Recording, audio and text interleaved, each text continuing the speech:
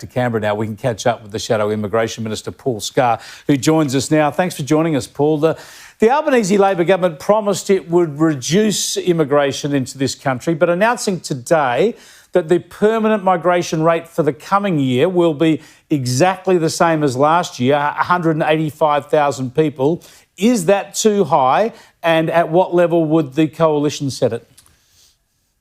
Well, I think, Chris, the question is, what is a sustainable long-term level? And when we're talking about immigration, we've got to bear in mind we've got the permanent migration intake, which is set, as you said, for this year at 185,000. Then you've got net overseas migration. And that net overseas migration includes the temporary visa holders. Yeah, let me jump in for a moment. Yeah, we know that's a different figure and in some ways the more important figure. And other factors come in, how many students we let in, how many people leave, etc. Correct, exactly. But we have a rock-solid figure now of 185 in permanent migration. Does the coalition support that number, or would you suggest it needs to be lower now, and at what rate should it be now? Well, Chris, at the last election, we took policies which provided a calibration or recalibration of our permanent migration intake for this year and the next 2 years. And those rates were less than what the government has announced this year for the permanent migration intake. We're looking at our policies and we'll be looking to come up with a series of figures that make sense what was that number in the for this year? long-term future. What was that number for this year, and do you stand by it?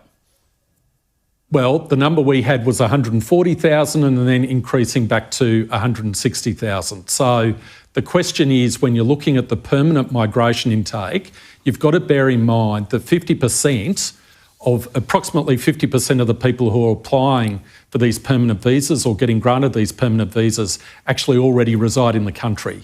So I really do think the net overseas migration figure is the most important figure when we look at it. Sure, but this is where the government has been wildly off track in terms of its forecasts. Yeah, they've been nowhere near what they promised. But you're saying now your figure of permanent migration would be 45,000 people a year lower than what the government announced today. You would be 140, and they've gone for 185.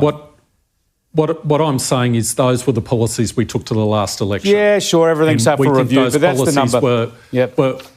Well, all right, but you can't. Those were the policies we took to the last election. Sure. All right, but let's have a conversation in this country. The whole conversation in this country have to stop for the next 2 years while the Liberal Party and the Nats do a review of every policy? You've got to actually stand for something now. So it was 140, but apparently you're saying you don't know. Tell us what you say about Nauru. The government now, the Labor government now saying it will deport criminal non-citizens to Nauru. Does the coalition support that?